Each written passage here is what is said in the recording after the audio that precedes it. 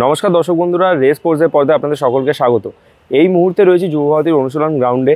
আগামী শনিবার একটি অ্যাওয়ে ম্যাচ হায়দ্রাবাদ এফসির বিরুদ্ধে। সেই অ্যাওয়ে ম্যাচে কিন্তু ইস্টবেঙ্গল খেলতে নামবে এবং তার আগে আজকে কিন্তু শেষ মুহূর্তে প্রস্তুতি সারছে ইস্টবেঙ্গল দল। এবং আজকের অনুশীলনে প্রত্যেকটি ফুটবলারই উপস্থিত ছিলেন এবং আপনারা গতকালকে আমাদের প্রতিবেদনে দেখেছিলেন যে নন্দকুমার শেখর, পিবি বিষ্ণু এবং দিমান্তা ঘোষ তিনজনে কিন্তু অনুশীলনে এলেও তারা কিন্তু হঠাৎই অনুশীলন থেকে বেরিয়ে গিয়েছিলেন। তবে তিনজনই আজকে অনুশীলন করেছেন, কিন্তু পিবি বিষ্ণুর পায়ে কিন্তু দেখা গেছে কাপ মাসেলের দিকে একটা মোটা স্ট্র্যাপিং বাঁধা।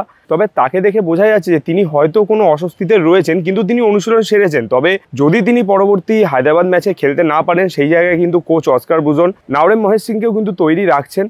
অর্থাৎ বোঝাই যাচ্ছে যে উইং প্লে থেকে তিনি যথারীতি জোর দিচ্ছেন।